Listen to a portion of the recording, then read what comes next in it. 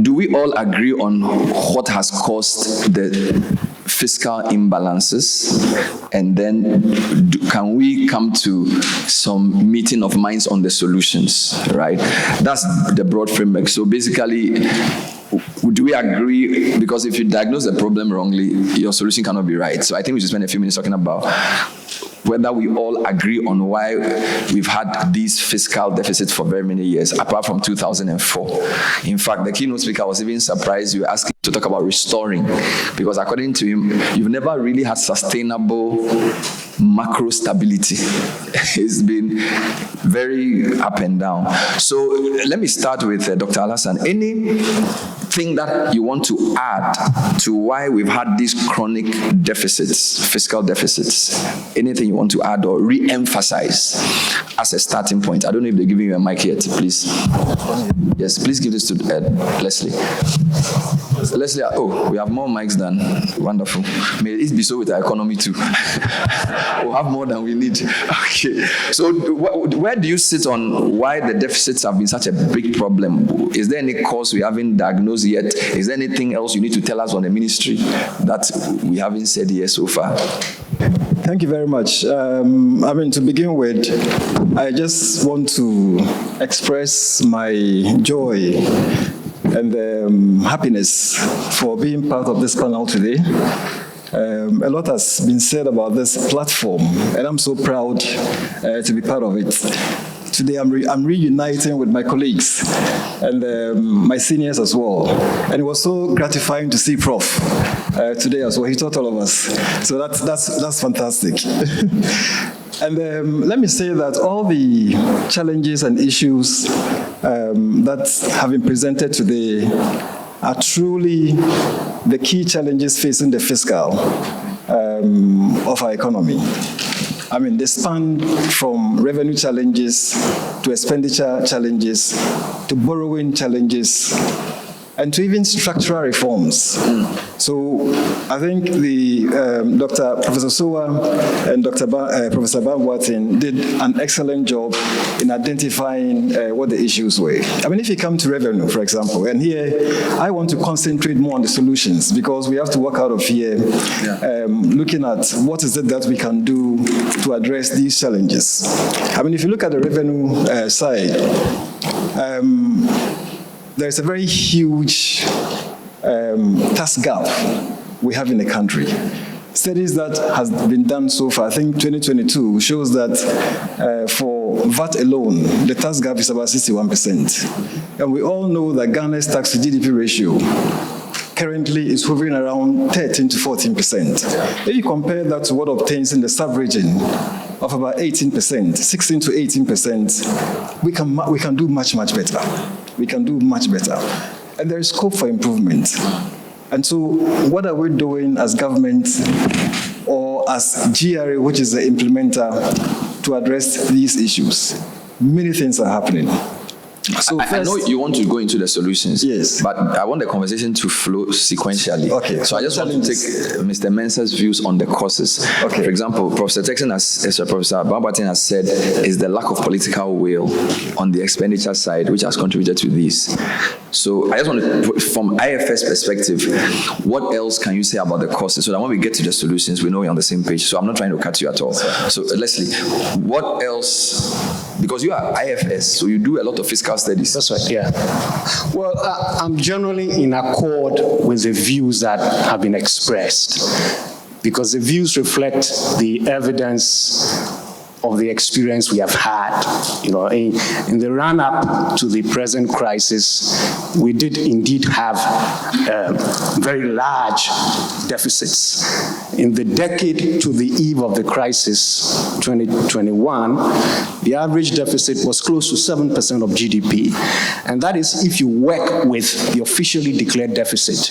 Once you take into consideration the hidden deficits, the expenditure to liquidate the energy debt, the energy debts, the expenditure to intervene in the financial sector, the deficit in the 5 years to the eve of the crisis averaged 9.1% of GDP. So we essentially were on our way to the fiscal doghouse, And of course, with large deficits, you build up debt at a very rapid rate. We added more than 30 percentage points to the debt to GDP ratio in the decade to the crisis. Now, that creates a number of problems. One, you eventually go to run into a debt affordability problem. So our debt became less and less affordable, so that even on the eve of the COVID-19 pandemic in 2019, our interest payment burden was the third largest in the world.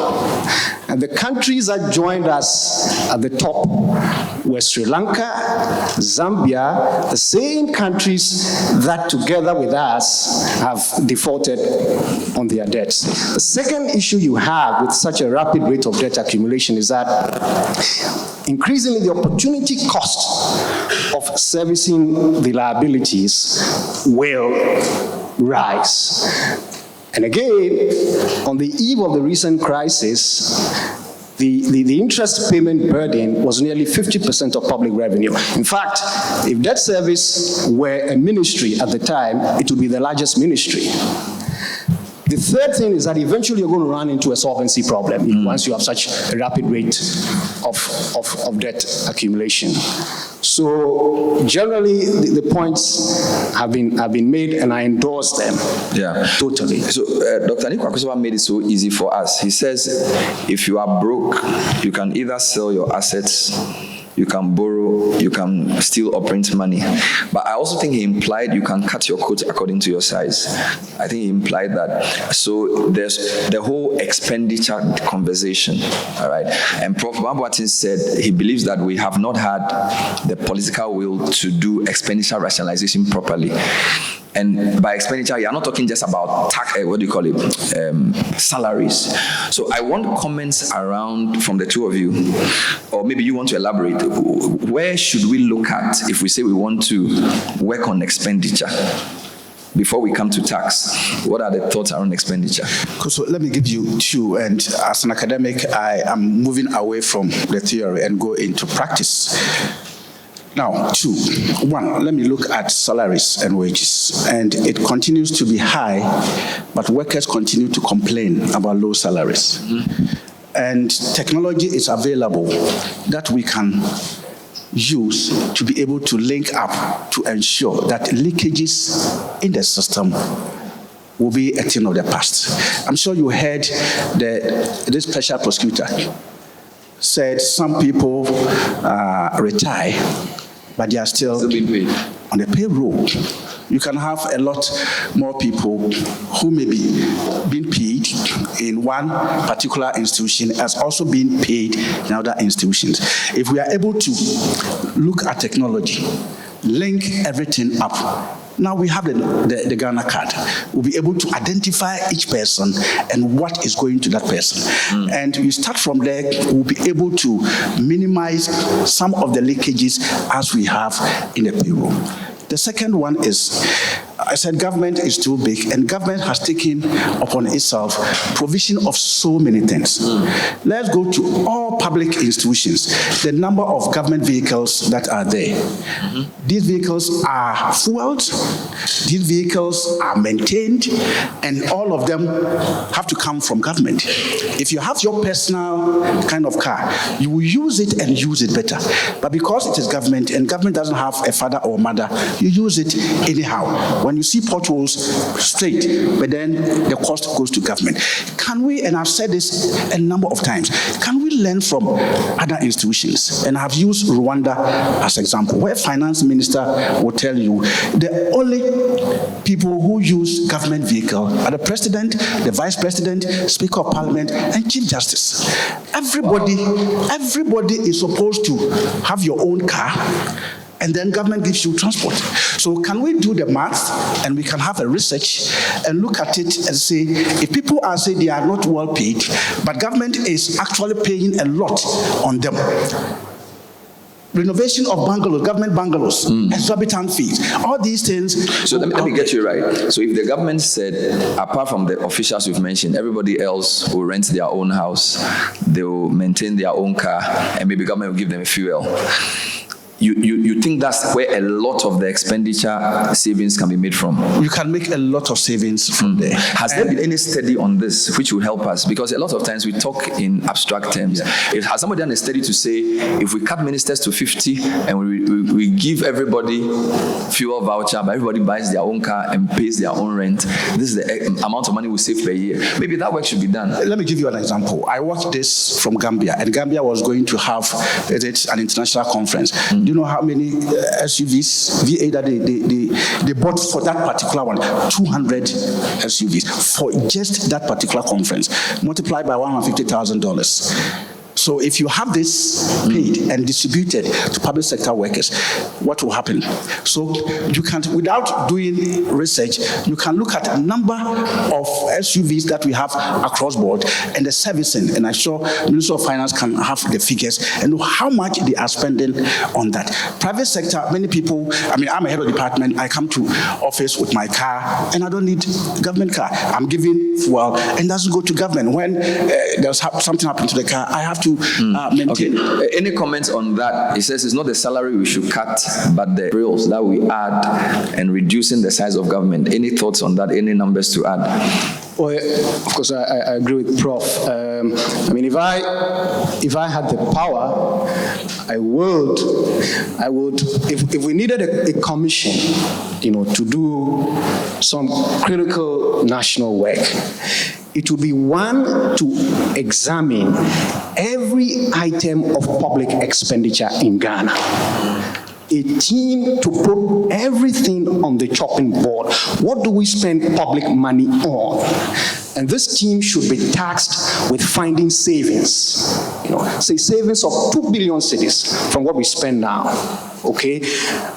What are the organizations that are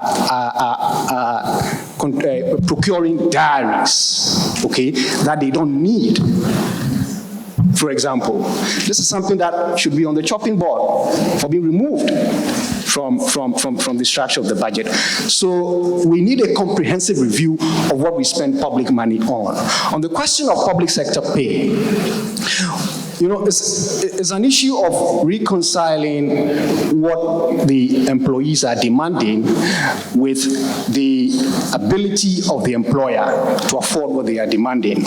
You find that what we spend on public sector pay in proportion to our revenue is bigger than what you find in the average African country and the average middle-income country.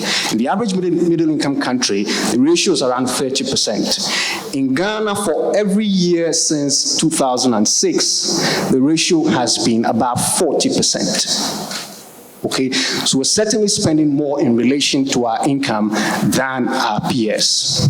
So, one of the things that we have proposed at the Institute through our research is that, look, we need at the aggregate level to set a ceiling for how much of our revenue at any point in time would allow to be absorbed by public sector pay. And that ceiling should, for example, be equated to what you find in peer countries. And that ceiling, which could be a secondary fiscal rule or something you put in your wage policy, would constitute the basis for your HR policy, for your recruitment policy, for your wage negotiations, etc. I have a question. You said the ratio of how much we spend on our public servants to revenue is high. That's right. Is that ratio high because we have employed more people or we pay few people a lot of money? Because that is a very important thing, because usually when you compare salaries across and they do dollar denominations, they will tell you that the Ghanaian worker's average pay is very low. So there's a view that, so you see, when you say the ratio is high, is it that we employ too many people and because they are many, the amount of the budget we spend on them is high? Or is it that we have few people? Then number two, the question of productivity of labor. That's right. Okay, so if you say we are spending a lot on our public sector workers, is there any study on the average factor productivity of a Ghanaian government worker compared to, say, the Togolese or the Nigerian? Which is, we are an university, so we need to be telling people that the labor productivity of the average Ghanaian teacher is this number. You taught us labor economics. Yeah. Do you understand? Then, because it's a bit tiring to just hear people say, like, government expenditure is too high, we are paying people. The devil is in the detail. Mm-hmm. So what are the numbers saying about the average Ghanaian worker? Why is it that the ratio of the revenue we spend on Ghanaian workers is higher than others? When we have that insight, then it will be very easy to make a decision. So for now, it's a lot of, and it frustrates me in public commentary. So I need to comment on that. Yes, you've mentioned productivity, and I need to say that there are a couple of studies, and if you look at ILO data, you will have productivity, but that one, there are so many assumptions. Ghana Statistical Service and Fair Wages and Salaries Commission have done productivity study in line with a single spine, even though it hasn't come out, and I can't tell you what it is. At least when you lay hands on that document, which is not out, you should be able to see productivity. And currently, Statistical Service is doing a study on measuring productivity. Of course, I'm involved. Prisla is involved. So, things are being done in terms of that. But in comparing productivity across board, sometimes I'm very careful because there are so many assumptions that are made. And productivity is not just labor productivity. We also have total factor productivity, which includes capital, putting them together, and so on. So maybe when we lay hands on some of these documents, we should be able to... Yeah, Dr. Alassane, is the TUC involved in these conversations, and is the ministry willing to engage on a conversation about productivity? Because a lot, when we say Ghanaian workers are paid too much and we have to do rationalization, and because of the agitation, and as he said, the government it's not easy to do those calculations as a government. So I just want to know the ministry's appetite around a genuine conversation about what all workers contribute by way of taxes and productivity. But by the way, when we go to UK, our nurses, they earn in pounds, but they work for every minute they're in the office, because you clock in, you clock out. People can come to work and be skiving. They will be doing Facebook and chatting, and they're still in the office.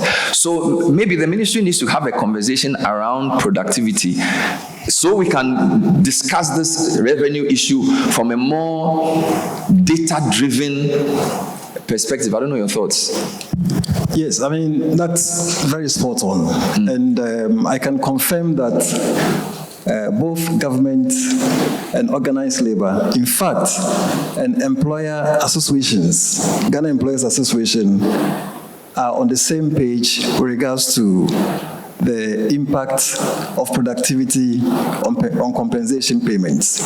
So in other words, we have all unanimously agreed that we have to factor productivity, in our day-to-day actions in government. Now, the question is, where do we go from here?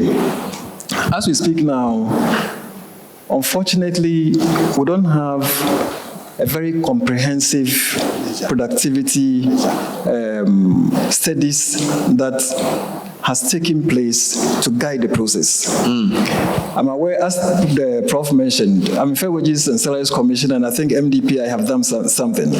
But that comprehensive productivity study is lacking. That is supposed to be done. That's point number one. Point number two. When we are able to ensure that we infuse productivity in compensation payment, we believe strongly that it will bring down the cost of compensation. I think Professor Sowa mentioned that if you took 3 items of expenditure, they take up all the revenues. And these items are compensation, interest payments, and the earmark funds or transfers we make to the earmark funds. In fact, just these 3 alone, pre-debt restructuring, they constituted about 114% of domestic revenues, meaning that all your domestic revenues were not enough to just meet your compensation, which is your wages and salaries, pensions and gratuities, and then your interest payment, and then the transfers you make to earmark funds. 115% of your domestic revenue. Wow. So if you are seeking to address your expenditure issue, to be frank with you, these are the 3 candidates you must first look at. Can you repeat the 3? The compensation payments, compensation alone. By the way, compensation is made up of your wages and salaries, your pensions, and your gratuities. And compensation alone constitutes about 50% of your domestic revenue, just compensations alone. If you add interest payments and you add the transfers we give to the earmark funds, pre-debt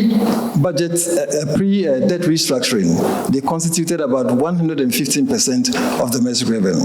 So if you tackle just these three, you'll be solving the problem. And how are we addressing it? Let's take interest payments. So what government has done so far on interest payments and even amortization is a debt restructuring. I mean, was it yesterday or the day before, just yesterday, the minister held a press conference and he actually brought out some of the reliefs we are going to get from the debt restructuring, including some debt service relief from the restructuring that we have done. In fact, the restructuring from both the Eurobond debt and the official bilateral debt is going to give us a lot of relief with regards to external interest payments. So at least something is being, that reduces, something is being done in there. Number two, if you take compensation, yes, I agree with you that we probably would not be talking about salary cuts, but let's put the conversation in perspective. To talk about salary cuts or no salary cuts, you have to look at the spectrum of public servants you are dealing with. We have those who are on the single spine, and we have SOEs who are not on single spine. So the conversation shouldn't be cut or don't cut. The conversation should be sustainable wages. It has to be wages you pay, which you can do so sustainably for a very long time without hurting the fiscal. And how do we do that? First, as you yourself mentioned, that there are actually two main determinants. You have the price, which is the wage, which is the money you pay to workers. And then you have the size, which is the number of people you put on the payroll.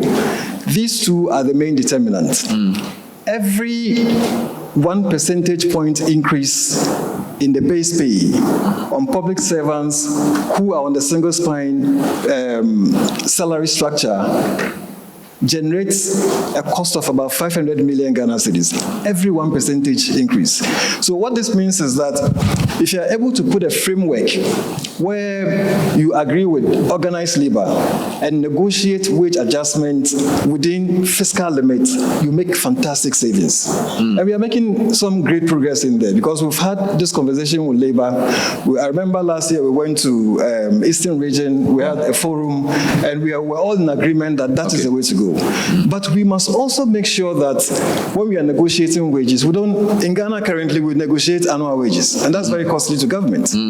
We have to do that within a medium-term perspective, like in other jurisdictions, so that you can lock in wage adjustment over 2 or 3 years, and so that that doesn't become very costly.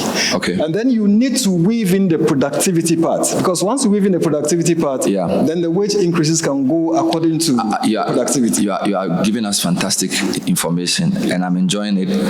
I'll come to taxes, but I want to take you on something. You spoke about the debt exchange and how much we gained in terms of either reduced interest payments or deferred payments, which is outside. But that interest figure you gave includes local or domestic debt interests. Now, why are you selling treasury bills so much? Because the treasury bills you are selling are short-term, and the rates are generally higher than the rates you are offering. When you did the debt exchange, when I bought a government bond, you told me you pay me in 10 years what you promised me in 5 years. And you told me you give me 19% what you initially promised me 29%. So you've taken 9% of my interest out. Okay. So now you are basically saying I should wait for 10 years for my money and you're going to pay me 19%. Yet you are buying 1 year debt at 27%, 26%. What are you doing? You are inverting the yield curve. So basically you are incentivizing short-term investment behavior and then you are disadvantaging me, who is a long-term lender to you domestically. So you need to also come clean. As a government, I don't know whether it's you or the BOG, but there's something I don't understand about your T-bill, and you raised almost 60 billion from T-bills since the beginning of last year.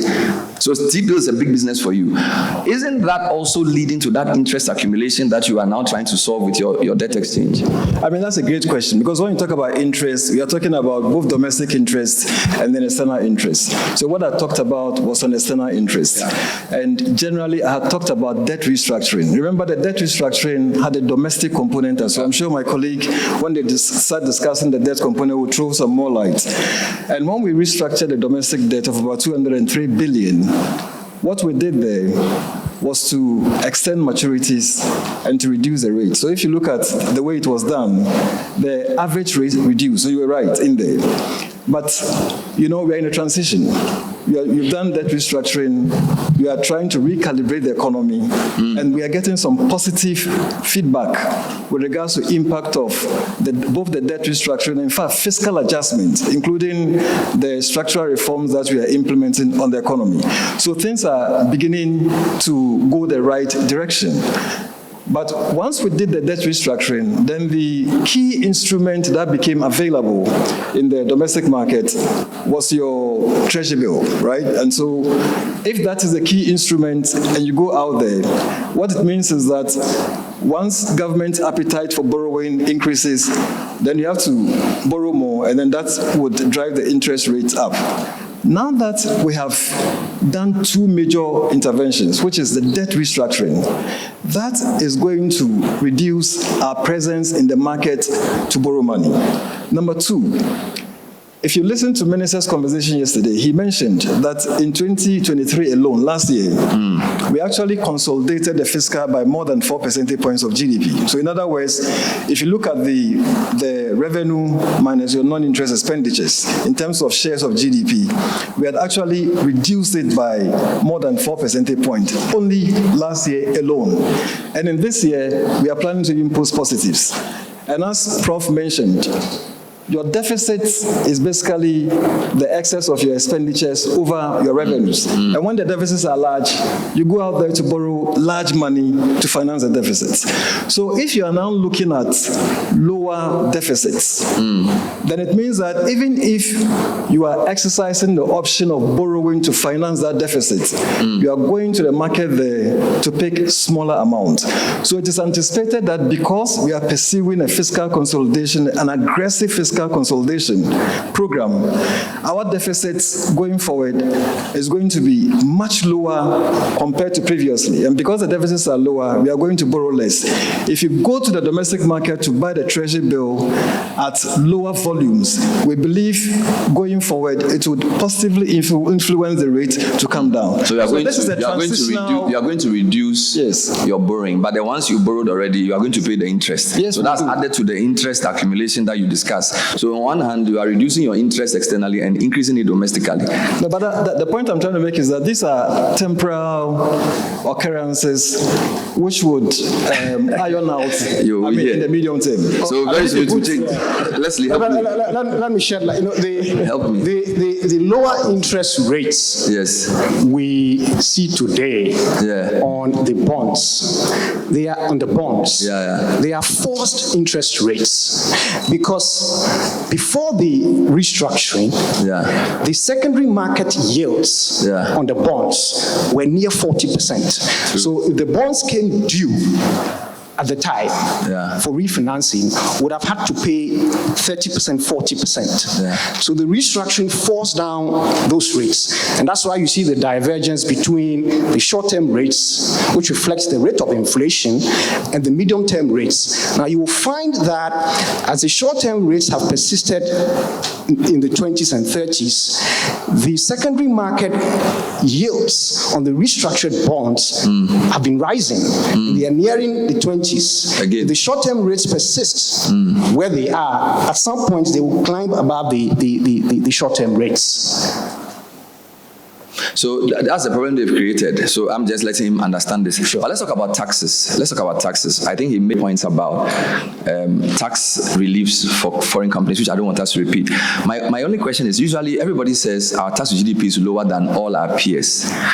And again, don't you think we should qualify it a bit? So I know it's overall tax, but is the problem direct or indirect? Because it can also give you a list of taxes you pay when you have to import a commodity. There are many.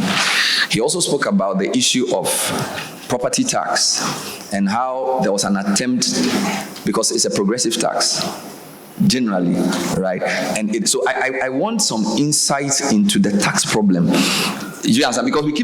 Because if everybody says, we are not paying enough taxes, the tax to GDP is low. Why? Is it because we are not collecting enough direct taxes? Because I can say when I go to Melcom to buy something, the number of taxes I see on that thing is very, very high. People say our port is not competitive compared to Togo because our port charges are very high compared to our peers. So if you say our tax to GDP is low, and yet GRA every year says they've surpassed their target, again, there's some insight missing in the tax conversation, which we need to bring out. So I don't know if you can help us. Okay, so I think in my presentation, I differentiated between taxes and others. And you mentioned property tax, and I was educated that it is property rate, not property tax. And I'm told by the tax experts that when you say tax revenue, these are revenues that are backed by law, that are supposed to be collected by the Commissioner General. Okay. And therefore, that constitutes the tax to GDP ratio.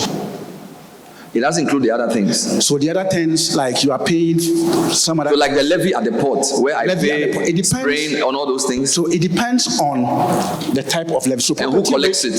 So property rate is not taxed as per the tax people. No, but now they brought GRA into it. No, they said GRA even does that, but GRA is just helping the local government to be able to do Which is why the local government people didn't agree. Yeah. So it's a GRA thing. The point is, he didn't want to go there. So the basic thing is that GRA has come in to use their tax efficiency to help collect property because the assemblies are weak. Yeah. So when you speak to even the GRA, they will say that the tax to GDP ratio is based on tax effort. That is from the tax effort. Okay. So we need to look at it, and my heart bleeds for Minister of Finance. Earmark taxes. If you take VAT, we have the COVID, we have the Get Fund, we have this, and those ones are earmarked, and it does not, the Minister of Finance doesn't have the direct kind of control over it. If the Minister of Finance does not release the money, then he is in trouble. So the way we have made our tax system, it makes it difficult for Minister of Finance to have that discretion to be able to use the tax to be able to do what it's supposed to do. So on one side, public is paying so much, but those ones are not being found on a tax. They may be non-tax revenue, but government says tax. So I think we need to have a conversation when we bring all those things that are being paid by the public, put them in a basket, and see how we can So let me get you right. out. So when they say our tax to GDP is lower than our peers, they're talking about what GRA collects, not what we pay. Yes, that's what my understanding from a tax expert. Is that what all the other countries also do? That need to their GRA collects? Because if you say we are not paying enough taxes and we say we are suffering, so it depends on the tax law. You may go to Kenya and they may not have those earmark and all those rates and levies and other things outside of what? Outside the tax. Maybe the tax component may be big. Because you see, if the narrative is wrong, we cannot solve the problem. Because if we just keep saying Ghanaians are not paying enough tax, meanwhile, tax is a technical definition based on what you define, then maybe we are trying to solve the wrong problem. And a typical example is, I am coming from an ignorance perspective as a taxpayer. I have maybe a hotel, and I pay 1% of my turnover to tourist authority. Yes, it is not tax, but it's something that has come from me. I pay something to EPA. It comes from me. I pay something to the police. It comes from me. I pay something to fire service. So when I add all those things, they come from my profit, and then it takes out everything. So when government says that... But doesn't that money go to government? No. Wait, are you talking about, you see, hold on. If I pay to tourism ministry or tourism authority, is that not government? So they are authority, and he can educate me if I'm wrong. They are authority, and I can tell that is why many agencies are now converting from agency to authority. So when you become authority, you have that kind of power to also generate revenue. So is the tax to GDP low because there are too many non-GRA people collecting money? I mean, that is from my perspective. Is that part of the problem, or is that Ghanaians are just not honest. Or So the tax authority is just not efficient. And that is why Ghanaians will always complain that you are bringing so many taxes. Please, if there's any help here, I'm a bit. Well, Bernard, I'm suffering here, so I need help. But to say that the tax to GDP ratio is lower relative to our peers is to say that given the economic base that you have, the proportion of that base that the tax authority is able to capture as revenue is lower than is captured elsewhere. Okay. It's not an answer to the question of whether Ghanaians are paying too many taxes or too few taxes. Okay? Now, tax revenue depends on a number of things. What you find in the evidence around tax revenue generation, so over the last 2 decades, is that one, in the last decade, economic growth has generally slowed down. It's been under 5% in the last decade. It was close to 7% in the previous decade. Now, a slowdown in economic growth would naturally impact tax revenue generation. So that's one. The slowdown in growth is one. What you also find in the evidence is that the real growth of tax revenue has been declining. In other words, tax revenue adjusted for inflation has been declining. It was higher than real GDP growth in the decade to 2013. So in the decade to 2013, for every 1% increase in GDP, we're collecting a higher percent in revenue. In the last decade, it slowed down. Okay, now that suggests a slowdown or a worsening of tax efficiency. I get it. You get it? Yeah. It also points to the failure of the tax authority to dynamically respond to changes in the pattern of economic activity. Okay. Because the pattern of economic activity has been evolving. Okay. Certain areas are becoming more tax rich. Certain areas are becoming more tax poor. The revenue authority has to be dynamic in essentially following the money. If the response is slow, then you could end up with a situation where you have a certain amount of growth, but the revenue generation is not. So tax efficiency is a big. And you find again in cross-country evidence that whereas Ghana, for example, Ghana is one of the richest countries in sub-Saharan Africa. We're in the top 25% of countries for income, for per capita income. But we are in the middle for tax efficiency. Yeah, and I just wanted to say that, you see, tax efficiency, GRA shouldn't think it's all about them being not efficient, because for example, recently where companies say when they go to the port to import, apart from the official GRA, there's national security collecting money, there's IOCO people, there are people collecting all kinds of things. So the person is paying maybe 30% of the value of the car at the port.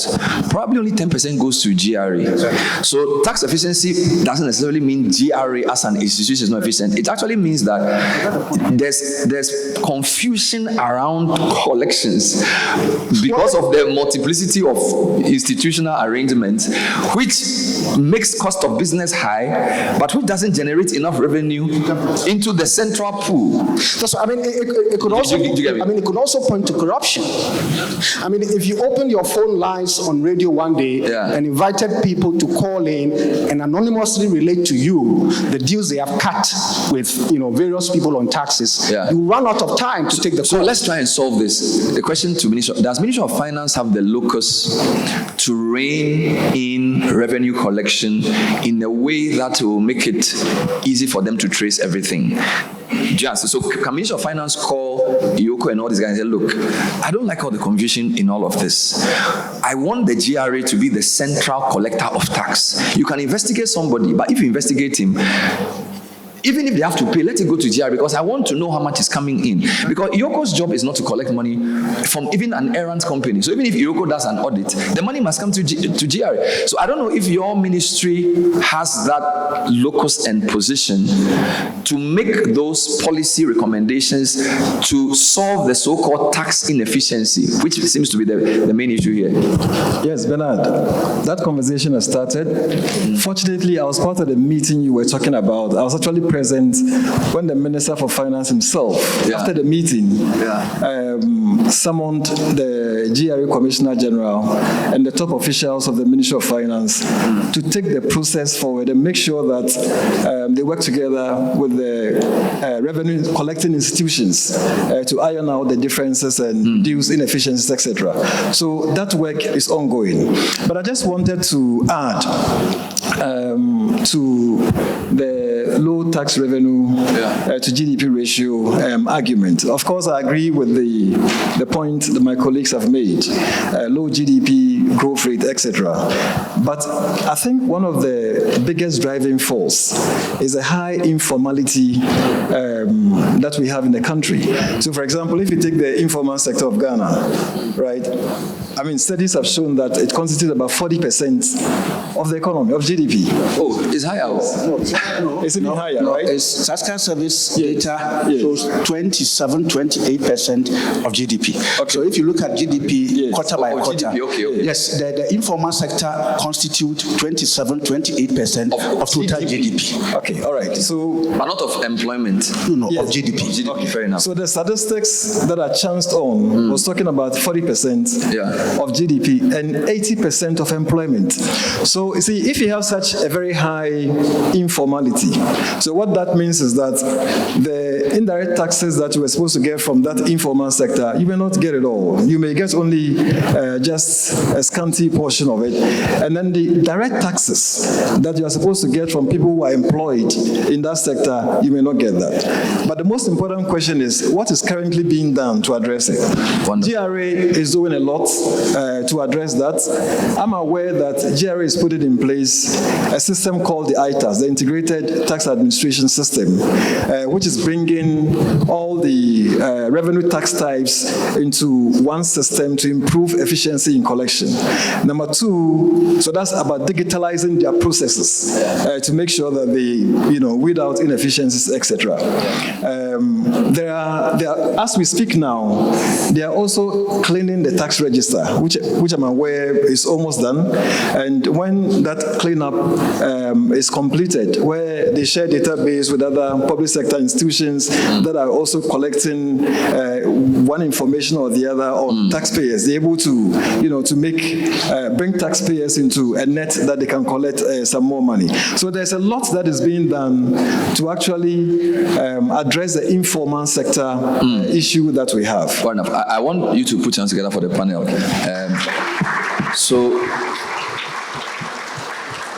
Today we have a lot of panels and we can't solve all Ghana's problems here. So more questions. So what I want to try and do is to take like 2 or 3 comments from the House. And they don't have to be questions, they can just be contributions. Or if I'm missing anything, Dr. Osafo, Professor Osafo, come in. I need someone to help me with this. So let's just take a few rounds because the snack is ready and it's getting cold. So we need to also go for snack break. Thank you. Thank you very much. And panelists, thank you, and business school and others. I have attended a couple of, do you call it forums or fora of such nature?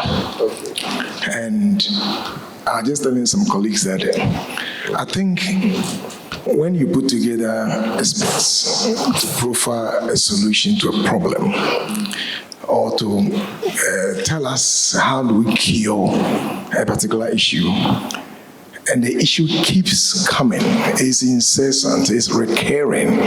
The issue is not about their expertise.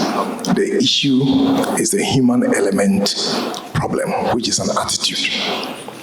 And over the period, this is exactly what is happening in Ghana. We've had fiscal indiscipline. We've had corruption. I think one of the things that I haven't heard much about that is corruption.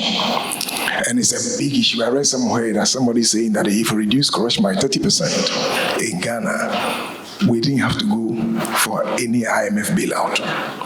Please help me address this, my panelists.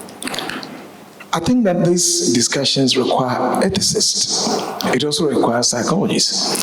I think that we have to also prick our conscience as a nation that there are a few things that we're not doing right, and we cannot come back all the time to discuss what to do.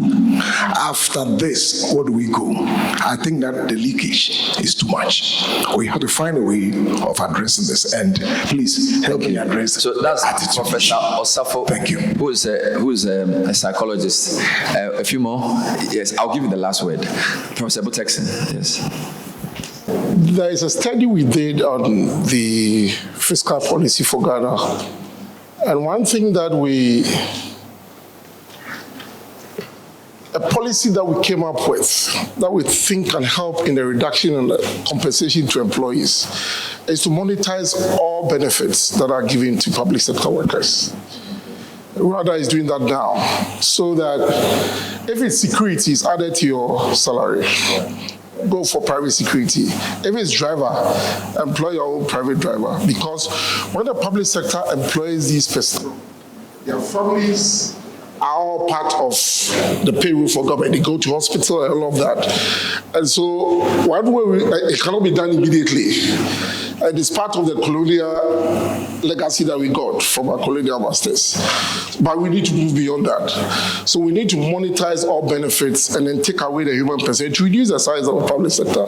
It will also allow the private sector to evolve, because people then begin to set up private security companies to offer security for the payment of these things. And then government will win itself of a huge public sector and the huge bill that we are talking about. Another thing that we need to also have a discussion on is the value for money from financial procurement. I mean, at times the message has been that we are not going to be paid very soon, so we have to quadruple the prices. Why can't they be paid very soon? Because if the market prices are there and in a shortest possible time, these procurements can be paid for, there is no reason why something that costs 10, we should pay 50 because government will get paid. So when that happens, you see that the actual output that we get is 10, but the expenditure on our wage, government expenditure is times 5. And that is also part of the problem why we are not seeing our GDP is growing, but we are not seeing the impact on jobs and so on and so forth. The study you referred to, is it available? Is it a public study? Yeah, it's the study that we did with IFS for assets. I think it would be useful in this season of manifesto promises if there's a study, because now people say they are reducing their ministers. So if you can send that study out so they can also monetize the benefits, then add it to the reduction of ministers, the university would have helped us reduce expenditure. Professor Korte, I wanted you to respond to Professor Osafo because he's an ethicist and psychologist in this fiscal rigidity something. So you have to talk about it. I think he's very much right, because some of the things we talk about corruption, if we psych ourselves, I believe right from basic school, we teach our children some of this ethical behavior, nationalism. Gradually, I believe we can minimize some of this. So yes, we need a psychologist on board to address, but that is not why I raised my hand. You see, I think if we are able to solve the problem at the port, the leakages at the port, a lot of our revenue issues will be addressed. There's too much human interface. We've talked about paperless system, but to what extent it is working? Too much discretion. We put custom officers, revenue officers, and for how many, God knows how many years, they remain there. They know the tricks, they know how to circumvent the system, and we sit down and allow this to happen. Yeah. We import. If I look at the number of taxes I pay, I look at the value and how much tax I pay on my import, it's ridiculous. And yet we are complaining we have low tax revenue. So I believe we need to address this problem. There's too much discretion, there's too much human interface at the point. Wonderful. And lastly, we also need forensic audit. The kind of audit we do, the Auditor General's report, is post-mortem. We need to pick a few. This thing about procurement, it will amaze you how they quadruple the prices. And let's do a few, send a signal out there. Yeah. And I believe we'll save a lot of money. I sincerely hope we have a rapporteur, because I'm writing as much as I can, but a lot of precious things are being said. So I hope there are people who are documenting the points so we can consolidate into some sort of communique, hopefully, because a lot of things have been said and I'm missing some of them. So I'll take Professor Baole, I'll take Dr. Nia Shong. Can I see any more hands? Because I want to end with the keynote speakers. I just want to see, are there any more hands? Okay, so yes. Professor Aka. Okay, so I'll end with you. Yes, sir. Thank you. I wanted to talk a little bit about the ethics thing. I teach ethics, so to public administration students and to business students, and the problem is getting worse when you interact with young people, and the reason is that they watch us, the elderly. There's no one who doesn't know in this hall here that literally everyone who procures on behalf of government takes bribes. I'm not sure there's anybody that literally everybody who procures for government takes bribe. There's no one who doesn't know that when government buys vehicles, when government road contracts, when school buildings are given, the percentages have moved from 10% to 20 to 30 to 70%. There's no one who doesn't know. There's no one who doesn't know that the campaigning period that we have now, private people are going to fund political parties and get the pay back in contract. There's no one who doesn't know. But we don't talk about it. We have come here, we have talked about all of the things. I tell you, if we can reduce, of course you know that government doesn't produce, so government procures literally and all of that. If you were to reduce that by just 10, 20%, we wouldn't need loans from anywhere. It's a conversation we must have. Institutional heads, ministers, directors, chief directors, how many of them can say that I have given out a contract and I've refused to take 10%, 20%, 30%? I can say that. I have given out a contract to build a business school building and I have not taken one CD. Wow. Let's call people to come out and declare. Wonderful. And I think it's also a challenge to ISE. Legon is interdisciplinary, and people complain not just on this panel. When I do my shows and I have economists, say, look, the economists are always in the news, but we want other angles to the economic discussion. So what Professor Osafo and Professor Baole are saying are genuine. And Professor Kwoti, I hope maybe the next round we can mix up the panel a bit, so it doesn't look like fiscal rigidity, because it's always so. Points well taken. Dr. Ashong.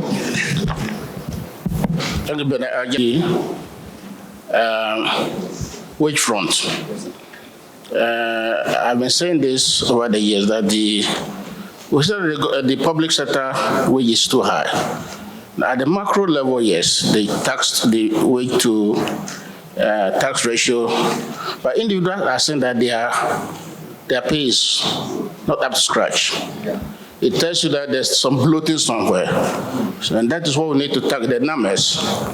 But many years ago, that exercise was done.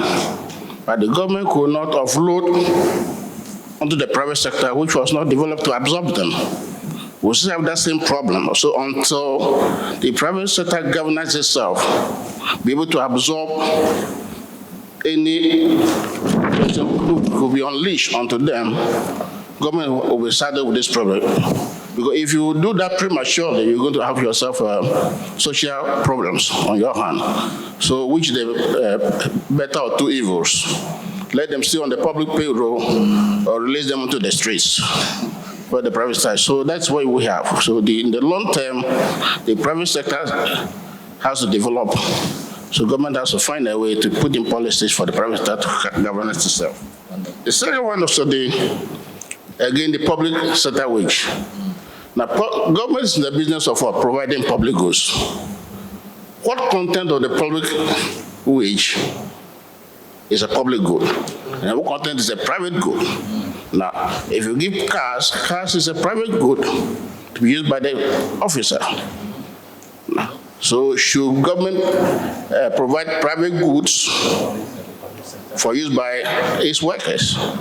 So we have to find a way to, as a nation, what constitutes public good to be funded by government, and what constitutes private goods to be offloaded to private people, even if you're a government employee, and what is a hybrid which both of them can share. And the last one, when I was a minister, we had an IMF delegation. They were complaining about this same tax to GDP ratio that it was too low. And that's where we were running HIPIC. And HIPIC was supposed to be attacking poverty. And that year, our Greek sector was the fastest growing economy, the sector of the economy. Obviously, the sector you don't tax.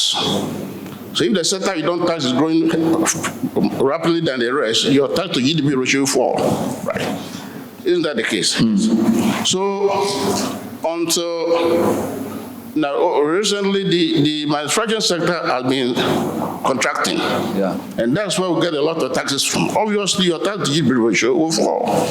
So again, we have to look at the sector composition of GDP and see how we can galvanize to make sure that this thing is achieved. Thank you, Dr. Ashon. So put your hands together for him. Mine is going to be very short. I was going to point out the tax GDP ratio being low, and Dr. Ashon has explained it. It's because of agric. Small-scale farmers don't pay any tax at all, and their contribution to GDP is quite huge. So you have them in the denominator, but there's nothing for them in the numerator. That's why the tax to GDP ratio in Ghana is low. Something which bothers me anytime we talk about the fiscal also is I wonder why Cocoa Board sits outside the main economy. Why? Is there any reason? If any of you can shed light on that, I'll be happy. Cocoa Board sits totally outside the main economy.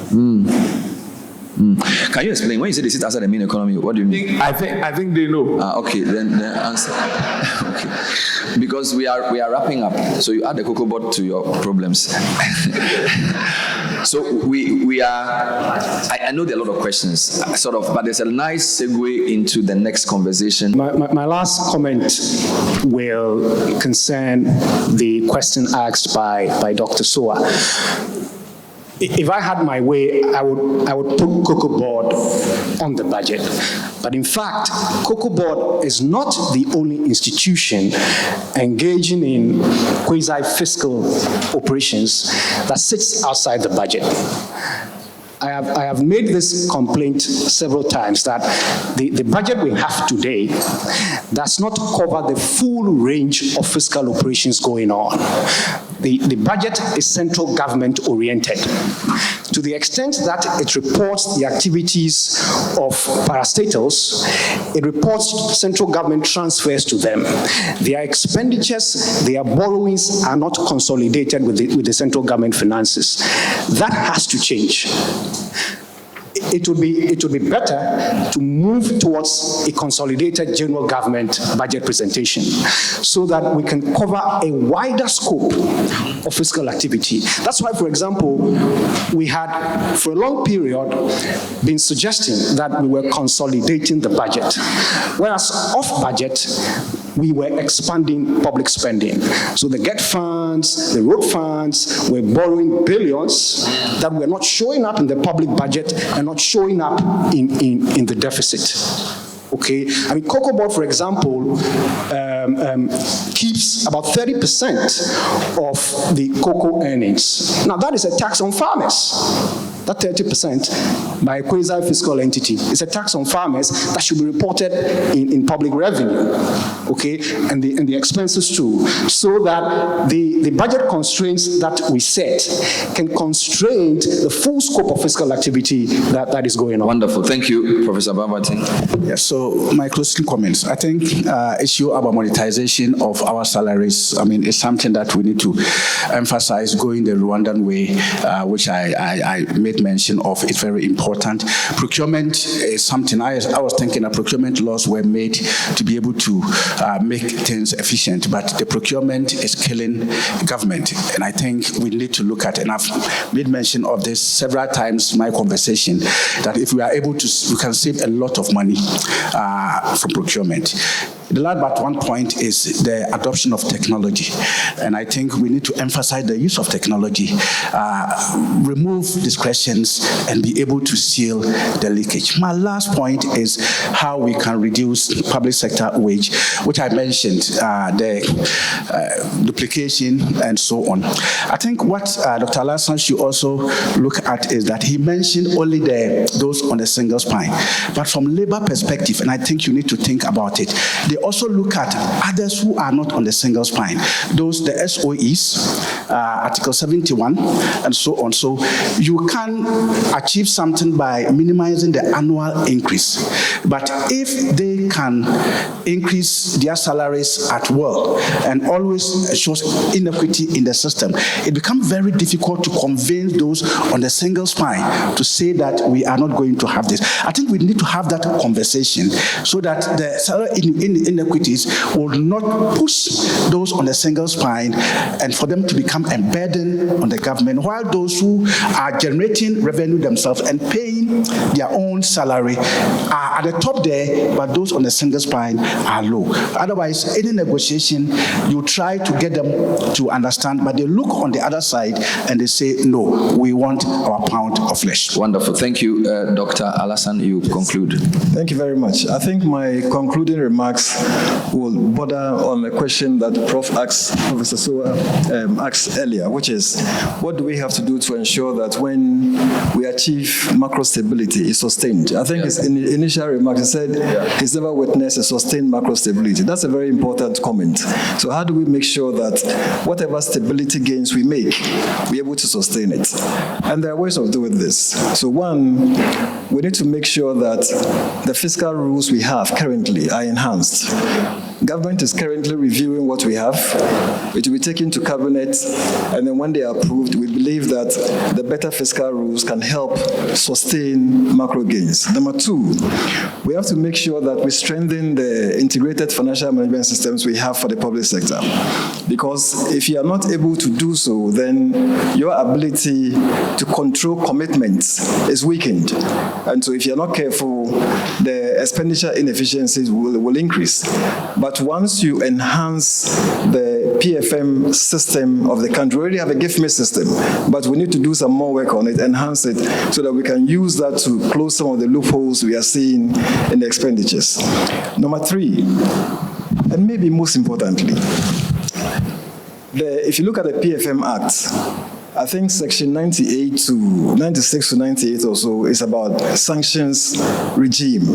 That is covering the actions or inactions of public servants who infringe on the work that they are expected to do. And the sanctions, that are supposed to be meted out when there are such infringements. Unfortunately, the enforcement of the sanctions have not been what is expected. So we need to really strengthen that. The good news is that the Ministry of Finance is currently establishing a compliance desk at the ministry to strengthen compliance and to enforce sanctions when there are breaches. I believe strongly that this is one big changer. If you're able to get this right, it will cascade from the top right to the down in the public service, and that can really promote reduction of inefficiencies in public spending. On the revenue side, GRA has started some digitalization program, and even the government of Ghana itself is engaged in various aspects of digitalization. We need to enhance the digitalization of tax processes. So the ITAS program, we should enhance it, we should complete it very quickly. But most importantly, we need to also digitalize economic transactions, because it is only when you are in a digital space that you're able to capture the economic transactions and you're able to get some, revenue from, these transactions that we undertake. And finally, we need to ensure that the high budget rigidities that we spoke about, I mean, if you take just 3 items, they take all the money, all the revenue. So the Minister for Finance doesn't have any room for maneuverability. We need to solve that. Compensation, interest payments, and then you have earmark funds. We need to solve that. Once we solve that, it reduces the budget rigidities and it will provide some space for us to be able to channel some resources into developmental programs and activities. Then on Cocoa Board, Prof asked a question as to why Cocoa Board is seated outside the budget. Yeah. It's not something that the Ministry of Finance itself is happy about. And the good news is that we are working together with the Ministry of Agric to ensure that Cocoa Board is put on the radar and is being monitored to ensure, we improve its operational efficiency and financial viability. So last year, for example, we worked together with Cocoa Board itself, with Ministry of Agric, to develop a Cocoa Board turnaround strategy. And that turnaround strategy had one, phasing out of quasi-fiscal expenditure. So I agree with you when you say that Cocoa Board should concentrate on its core mandate and phase out, quasi-fiscal expenditures. So as I speak with you now, Cocoa Board is phasing out its road construction. Cocoa Board used to undertake cocoa roads, and they were doing that for a good reason. The reason was to ensure that they go into cocoa roads, ensure the roads are okay for cocoa products to be moved from one center to another, so that we can get some more value from cocoa. So they were doing that for a good reason. But the consensus is that there's a Ministry of Roads, and the ministry is better placed, and the departments under the ministry are better placed to do some roads than Cocoa Board itself. And so there's an agreement that it is phased out. And so far, good results are coming out. The cocoa roads that Cocoa Board was overseeing have been greatly rationalized. And now, if you look at the, at least figures we have seen, shows that the huge cocoa road expenditures that were hitting the books of Cocoa Board have now been rationalized and reduced significantly as a result of that rationalization process. But that's not all. Cocoa Board is also rationalizing its expenditures. So, for example, if you look at Cocoa Board in the last year or so, if you look at recruitment, they've not done recruitment, in recent times, because it's part of the program they're executing to ensure that they bring their operation to efficiency. And then finally, one of the issues or the reforms that is taking place at Cocoa Board to support the reform is even reforming the determination of the producer pricing regime. In the past, the producer price used to be determined with a formula that was not so dependent on global prices of cocoa. But reforms are being done. It's now based on the FOB prices. It's being refined, and that's the way to go, so that when there are volatilities in the prices, they are reflected immediately into the pricing regime to reduce any shock to the books of Cocoa Board. What we have done working with Cocoa Board is that we are increasing our financial oversight over the institution. Minister of Agric is responsible for operational oversight, but the financial oversight, we are enhancing it. So as I speak with you now, the minister has set up a cocoa desk at the Ministry of Finance that is working with Cocoa Board to ensure that the right things are done with regards to their finances. Thank you. Please put your hands together for the panel. Yeah, we are still here at the maiden Quarterly Economic Roundtable here at ISE, jointly of Finance and the University.